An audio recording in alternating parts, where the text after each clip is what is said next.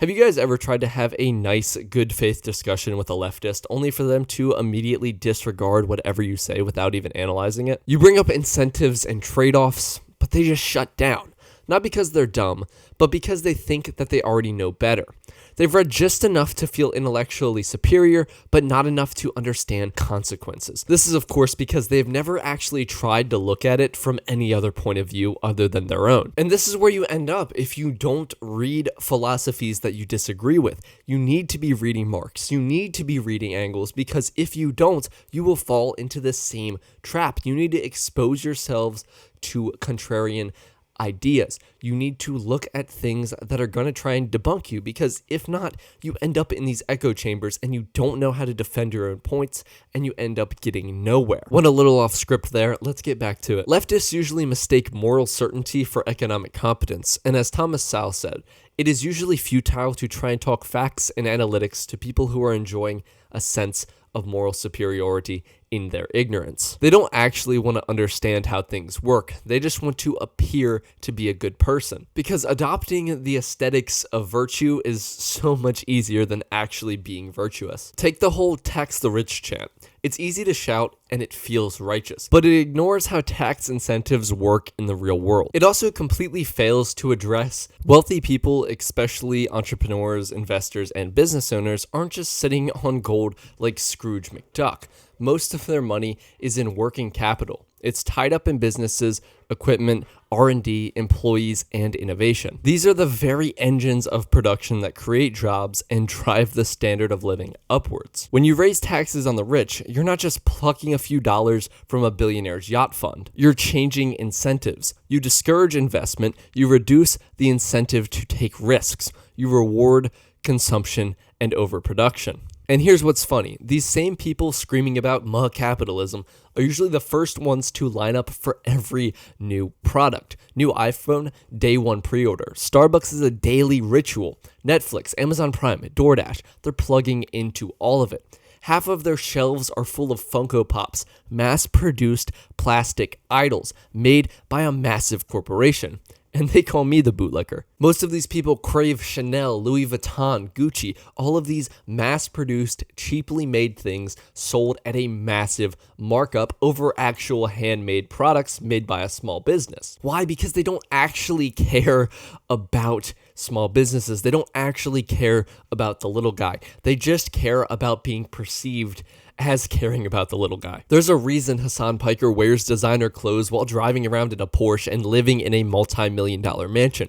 It's because he doesn't actually agree with socialism on a fundamental level. He just cares about whatever's trendy and will make him the most money.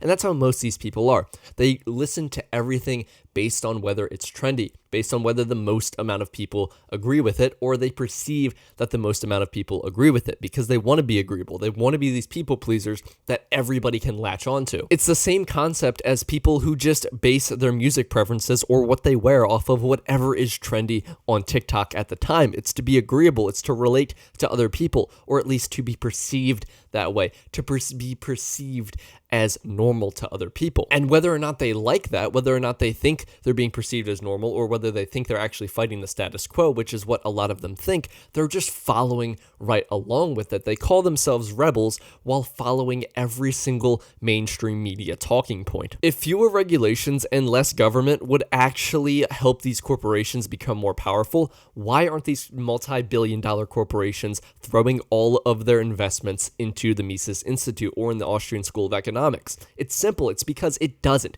It's because it actually hurts these corporations, because they now have more competition at the bottom line, because they don't have all these barriers to entry. So there's more people that are able to start businesses. There's more innovation. There's more products they have to compete with now. There's more things they have to keep up to date on. It's the same thing as with IP laws where, oh, I can't make a better version of Snow White because Disney has an IP lock on that, right? There's a reason these big corporations go with the DNC. There's a reason that these big corporations fund these left-wing organizations is because these left-wing organizations are what breeds bureaucracy. When corporations gain enough power through lobbying, they become what we see in cyberpunk, which is not anarcho-capitalism, but is the logical conclusions of a mixed market society, where these corporations are corporations only in name. They are a government that has a monopoly on the use of force. You ever wonder why Warren Buffett calls for higher taxes while investing in tax-advantaged vehicles and lobbying for loopholes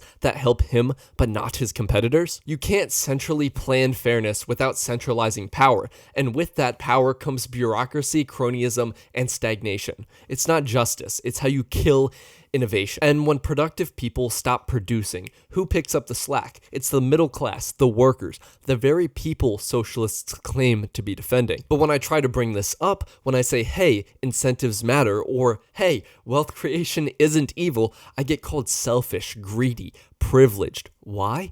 Because the facts don't flatter their worldview. They threaten it. And when you're riding that high of moral superiority, you'll do anything to protect that illusion, even if it means ignoring reality. But here's the truth. Voluntary exchange is much more ethical than forced redistribution. A free market punishes failure and rewards value. Actual compassion, actual virtue happens when people give freely, not when the state seizes it under threat of violence. If your system needs a gun to someone's head to function, it's not moral, it's not kind. It's just authoritarianism dressed up in utopian language. So yeah, it might be futile to argue with people who are addicted to this illusion of virtue. But for people still on the fence, still curious, and still thinking, facts and analytics matter. Remember that these people don't actually know what socialism's like. They know what a utopianized version of socialism in which nobody has any sort of incentive to move higher up looks like, in which hierarchies aren't natural. They're not actually a real thing. Well, guess what? They are and always will be. Hierarchies are inevitable no matter what, because hierarchy is in human nature, because we need a pack leader. All right, because when we were small hunter-gatherer tribes, hierarchies were formed of who was the strongest, and it will stay like that forever. As much as I wish I could live in a post-scarcity Star Trek-style world where everybody is the richest person in the world, it's not possible, at least not at this point in time, because we don't have that sort of technology, and we need innovation that comes from free markets in order to get there, if it's even possible. Another thing these people will do is find something that is a real problem that is actually affecting people negatively, and instead of actually trying to find a way to fix this problem, they just pose utopian society where everybody has everything they could ever want without having to work for it. And of course, that sounds amazing, right? Oh my gosh, I don't really have to work that much and I get everything I wanted. Amazing. But it's not real. It's not possible. And it's not what socialism is. Guys, be on the lookout for this utopianism, all right? Be on the lookout for this Santaism, if you want to call it that. Anyway, guys, I think that's going to wrap it up for this video. Don't forget to like, comment, and subscribe. We're trying to hit 2K by the end of this year, and I'm really hoping we can do it. Anyway, guys, I'll see you in the next one. Bye-bye.